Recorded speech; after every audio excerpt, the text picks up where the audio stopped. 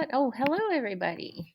Well, okay, so it is Friday. Yes, happy Friday. Hang on, I'm in business here. Loading. All right, so your homework is to bring headphones on Monday. So, not ear pods or AirPods or whatever you call them. You need to bring headphones that have a wire to connect to the computer because with SBAC, the AirPods will not work.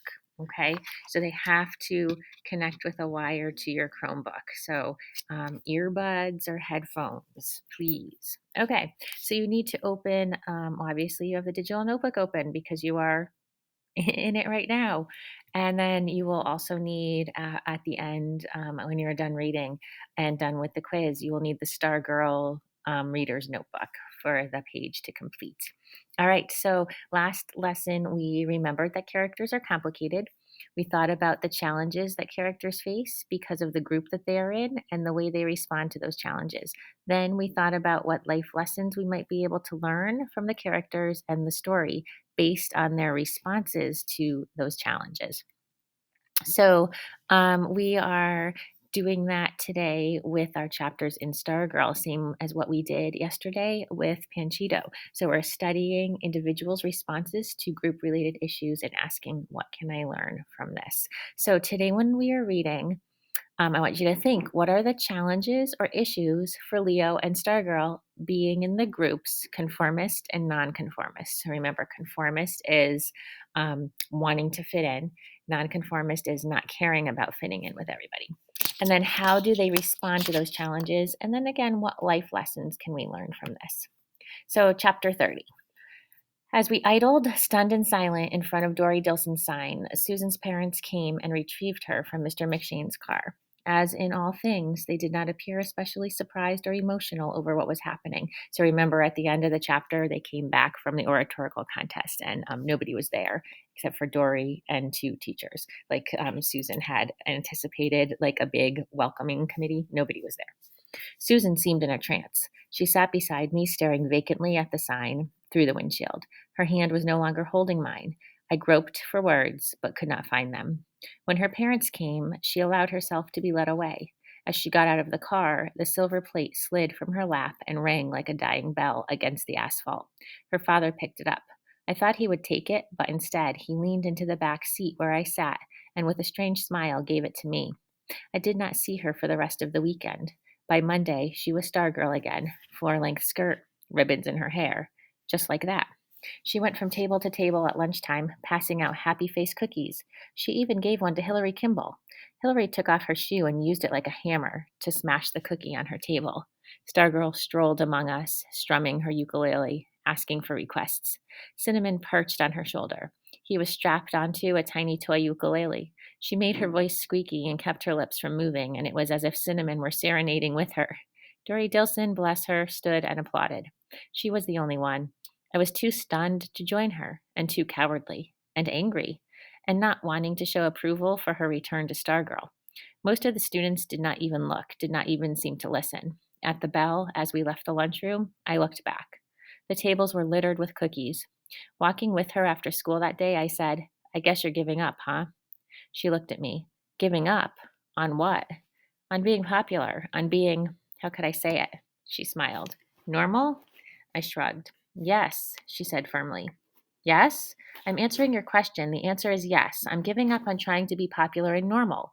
Her face and body language did not seem to match her words. She looked cheery, perky. So did Cinnamon, perched on her shoulder. Don't you think maybe you should back off a little? I said. Don't come on so strong. She smiled at me. She reached out and brushed the tip of my nose with her fingertip. Because we live in a world of them, right? You told me that once. We stared at each other. She kissed me on the cheek and walked away. She turned and said, I know you're not going to ask me to the Octillo ball. It's okay. She gave me her smile of infinite kindness and understanding, the smile I had seen her aim at so many other needy souls, and in that moment I hated her.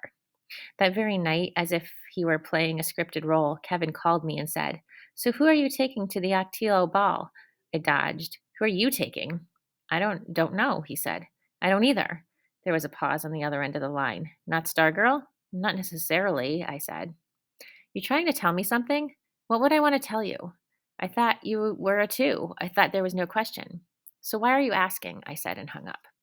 In bed that night, I became more and more uncomfortable as the moonlight crept up my sheet. I did something I had never done before. I pulled the shade down.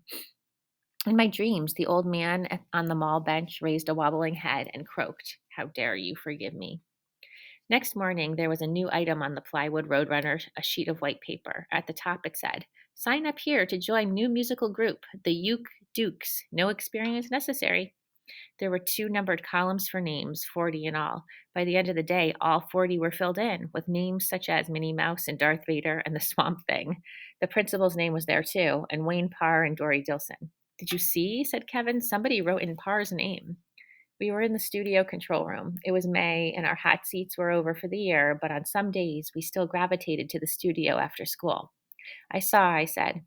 He stepped up to a blank monitor, studied his reflection. "So I didn't see your name on the list." "Nope." "You don't want to be a Uke Duke?" "Guess not." We fiddled with the equipment for a while. Kevin walked onto the stage.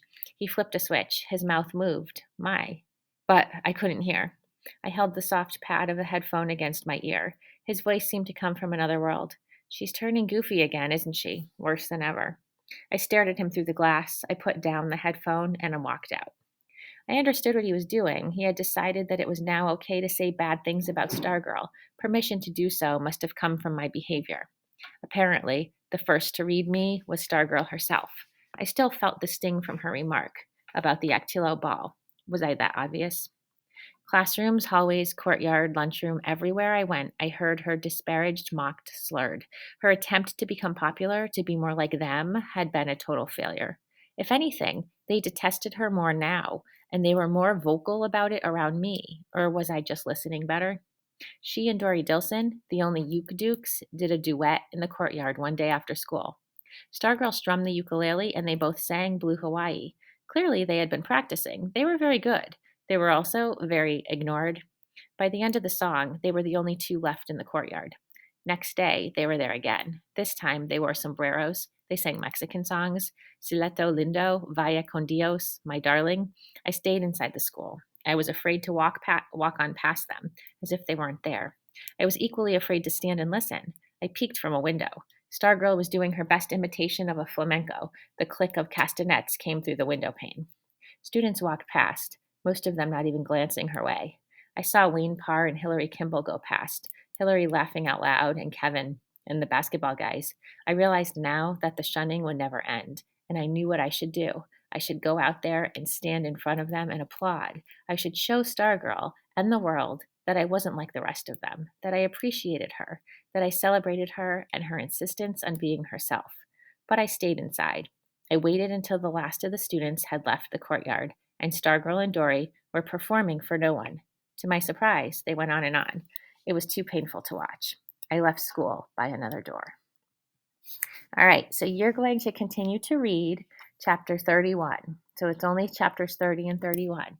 So as you read, there is audio, so you may you may listen if you would like to. So after you read 31, so hold on, let me come over here and show you. Whoop, go around here. So you're going to read through 31. There's the audio here. Go right through it there. Yep. And then there is the Google form. The link is right here. So, click on it. Do the Google form quiz for chapters 30 and 31.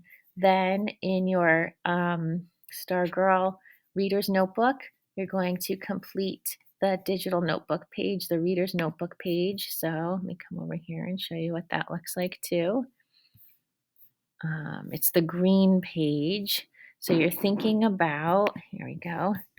You're thinking about what you can learn from how individuals respond to group-related issues. So Stargirl chooses to be who she is even when other people try to change her. Most people in her school reject her because she doesn't fit.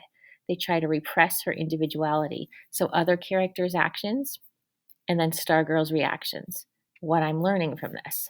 Stargirl's actions, other characters' reactions. What I'm learning from this. So think about what other characters do or don't do, how Stargirl reacts to it, and what do you learn from that?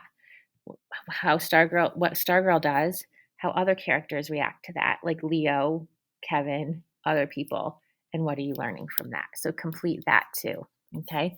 So after you complete that, hang on a minute, let me go back to your digital. Then after you complete that, then I have, because today is Earth Day, yay, one of my favorite days.